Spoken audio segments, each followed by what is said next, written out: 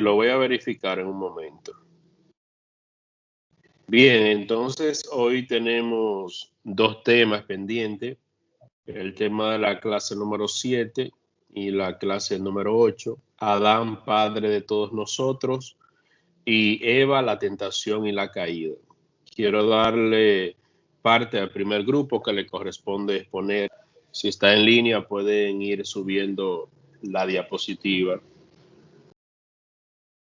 Bien, buenas tardes para todos. Espero se encuentren súper bien. Que Dios les bendiga. Mi nombre es Perla Aracena Guzmán y voy a estar exponiendo junto a mi compañera Iriani Cabrera sobre lo que es la continuación. Ya vimos lo que es Adán, padre de todos nosotros, y ahora vamos a ver lo que es Eva, la tentación y la caída. Podemos ver cómo Dios creó a un ser de la nada prácticamente y se dio cuenta que no fue bueno que estuviese solo, así que le hizo una ayuda idónea. Ahora lo dejo con mi compañera Iriani, que le va a estar hablando sobre lo que es el jardín del Edén o los árboles del Edén. Ok, buenas tardes. Primeramente, yo les voy a hablar de los árboles del Edén. Edén significa deleite, era un lugar perfecto, sin maldición ni pecado. El árbol sencillamente simboliza la autoridad del Creador sobre su creación, la abundancia al mandato de no comer sus frutas representaba el reconocimiento a su dependencia de Dios. Árbol de la vida, a nuestra estima, este tiene mucha cabina en el Edén, pues es sinónimo de todo aquello que nos parece bueno: vida, salud, alegría, abundancia, perpetuidad. A Dios le pareció bien colocar ambos árboles en el Edén. Los dos árboles hablan de responsabilidad y de honor que se debe al Creador que da vida. El tentador, autor de toda maldad. ¿De dónde viene Satanás? La Biblia nos informa muy poco sobre su origen, pero se puede encontrar algo de su historia en Isaías capítulo 14, versículo 12 hasta el 15, y Ezequiel capítulo 28, versículo 12 hasta el 19. ¿Qué hace el tentador? Entre lo mucho que se puede decir de sus actividades destacan: procura destruir lo que Dios ha hecho. Isaías capítulo 14, versículo 17. Tiene al hombre a rebelarse contra Dios. Génesis capítulo 3, versículo 1 hasta el 5. ¿Cómo lo hace? Se disfraza, nunca muestra su persona diabólica, como es el ejemplo de Génesis, donde se disfraza de serpiente. La tentación. La pregunta que la serpiente, Satanás encarnado en la criatura, le hace a Eva no ha perdido vigencia. Hasta el día de hoy el hombre ayuda por las sugerencias subversivas del diablo, cuestiona el derecho de Dios de hacer demanda y establecer leyes. Nuestra especulación sobre lo que Dios ha hecho o no ha dicho es la esencia de nuestro pecado. Nos encanta decir vivo por gracia, no por ley, como si las demandas de Dios y su ley moral fueran odiosas órdenes sin razón. ¿Fue necesario que comieran Adán y Eva de este árbol?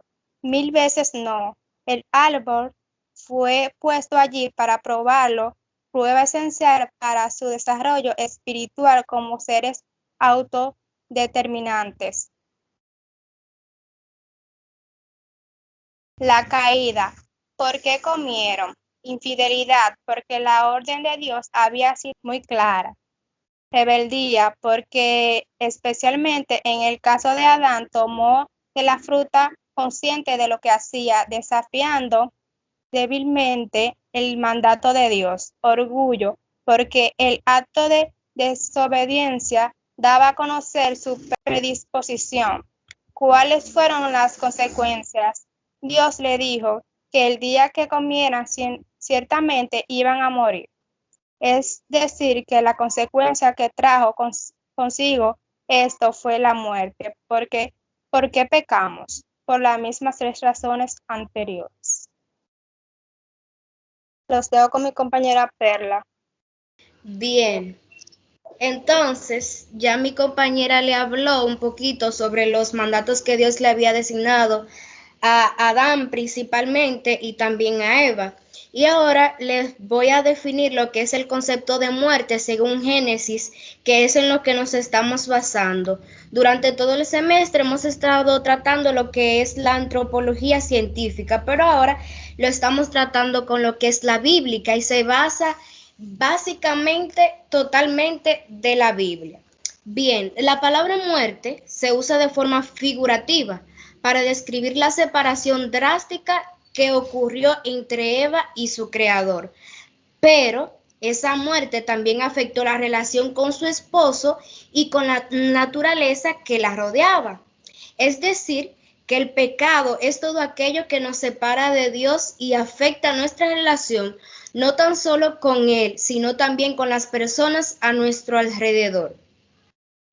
Cuando la Biblia habla en Génesis, a lo que se refiere a este verso que podemos ver aquí, Génesis 2:17, dice, mas del árbol de la vida del bien y del mal no comerás, porque el día que de él comieres, ciertamente morirás. ¿A qué hace alusión esto? Se le había dado absolutamente de todo, pero se le hizo énfasis en que ciertamente de ese árbol no iban a comer. ¿Por qué? Porque ese acto de desobediencia al momento de ellos, en el caso de Eva, de caer en la tentación, iba a conocer, abrir sus ojos ante la modalidad de vida que llevaban y iban entonces a caer lo que es en el pecado. Y más adelante veremos cuál es la consecuencia del pecado en sí. Tenemos aquí en lo que es la muerte, también se hace referencia en lo que es las evidencias de la muerte espiritual. Tenemos lo que son los ojos abiertos.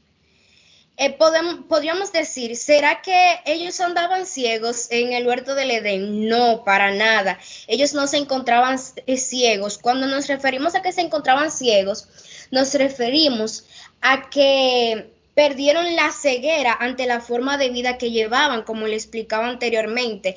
Antes ellos andaban libremente, en paz total. Sin embargo, al ellos desobedecer, sus ojos fueron abiertos ante el mundo a su alrededor.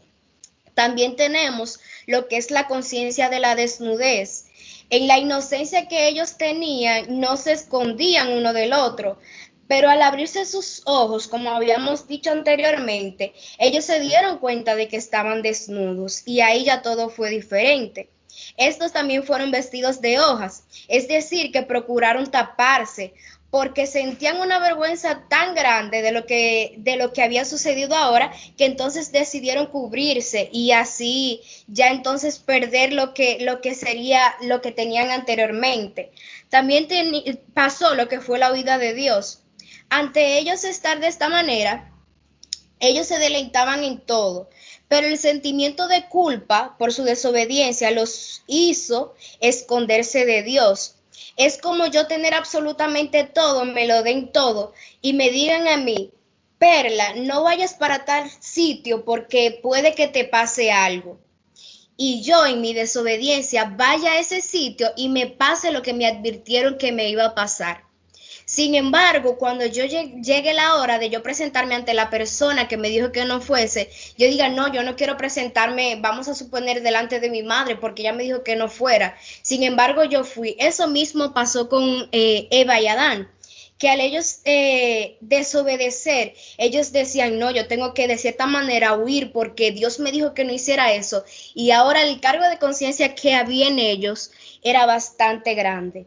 También se presentó lo que es el temor. No fue por haber cometido el error que ellos tenían temor, sino que la vergüenza, como había dicho anteriormente, ante la desnudez, a ellos le daba cierto temor, así por decirlo. También tenemos lo que es la disculpa del hombre. ¿Ustedes creen que Adán en cierta manera quiso culparse. A pesar de todo esto, a pesar de haber cometido lo que Dios le había dicho que no hiciera, Adán nunca mostró una disculpa, sino que cuestionó a Dios y le dijo, la mujer que tú me diste. Entonces nosotros tenemos que tomar en cuenta esto. Nunca hubo una disculpa por parte de Adán, porque él no era totalmente...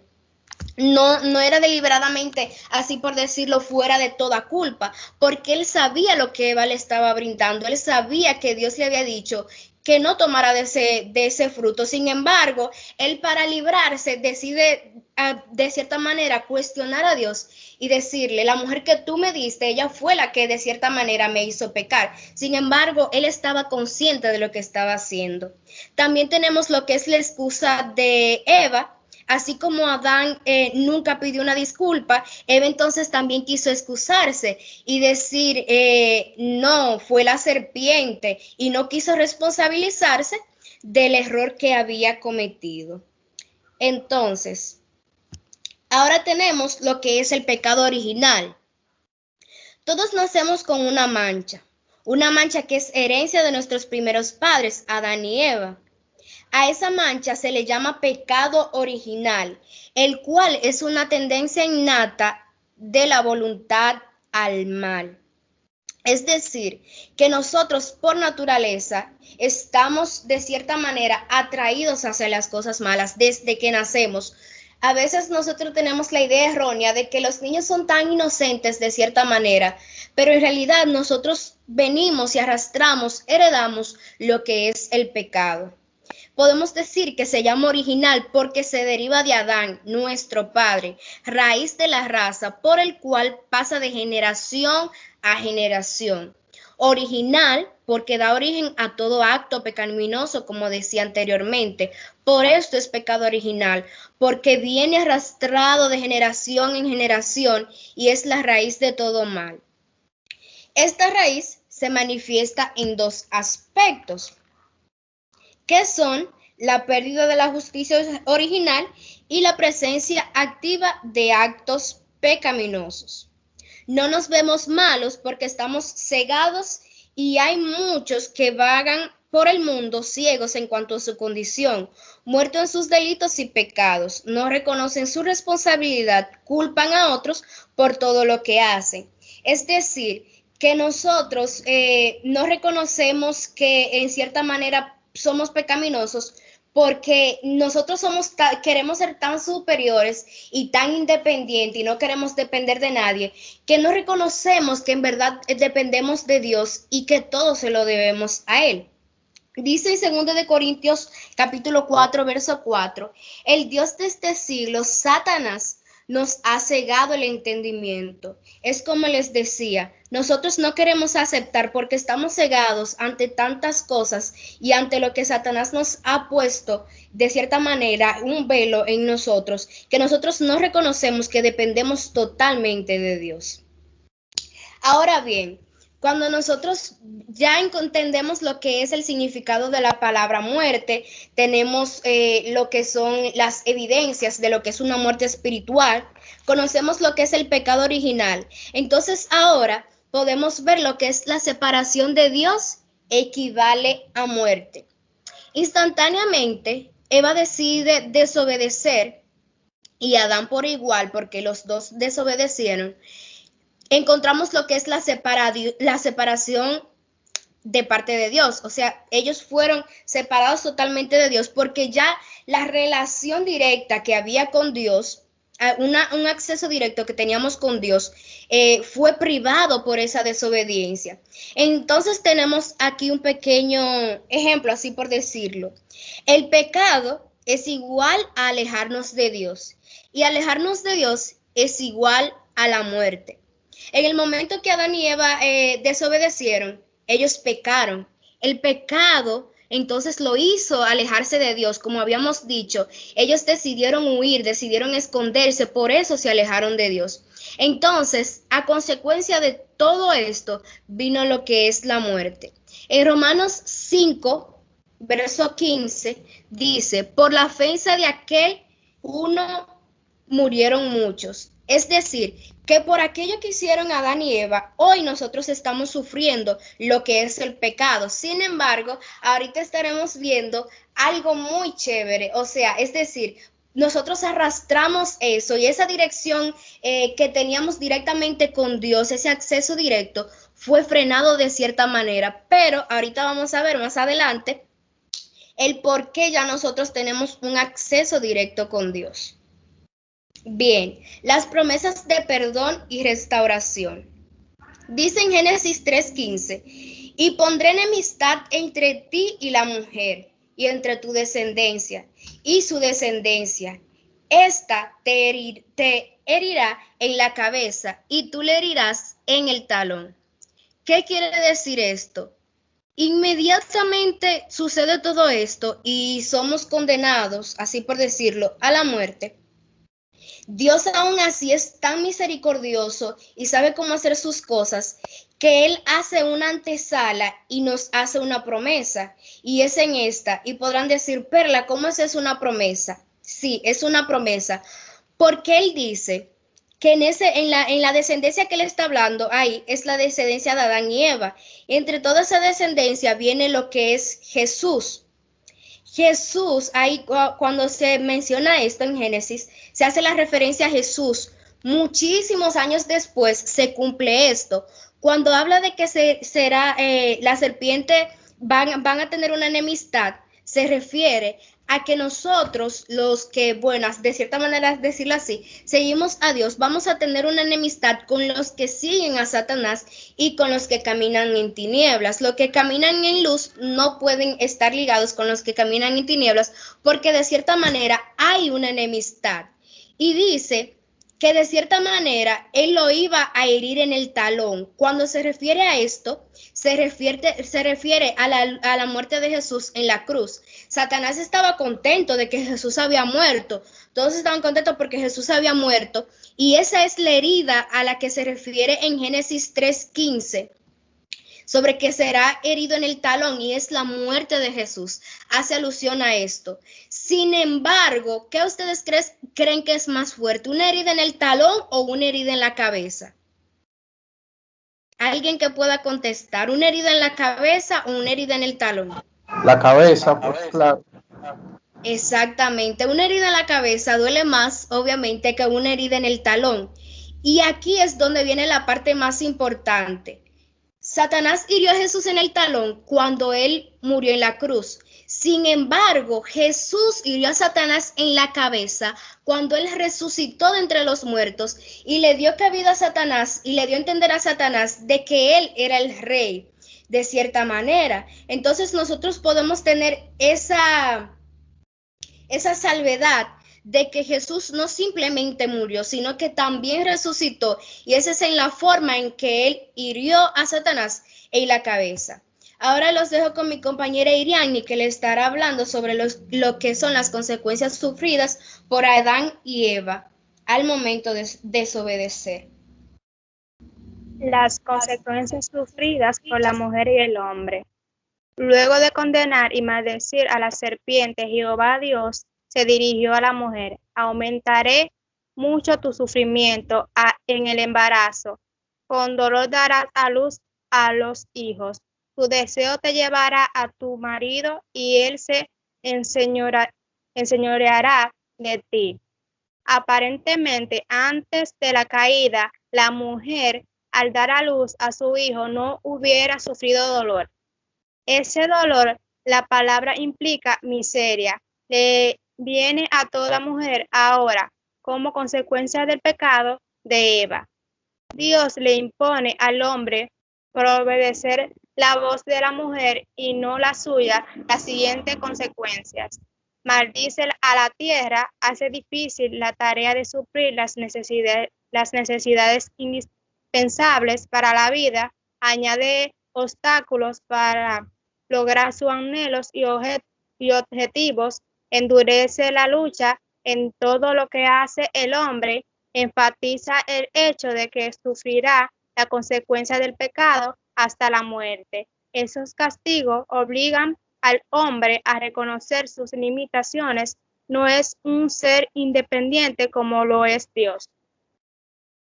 Iriani tiene el micrófono apagado. Ok, entonces me toca a mí con la siguiente parte, que sería lo que es la necesidad de un Salvador. Me disculpan que es que a veces la plataforma apaga el micrófono instantáneamente. Bien, tenemos después que encontramos las consecuencias adoptadas a lo que es ya provenientes de lo que es la desobediencia.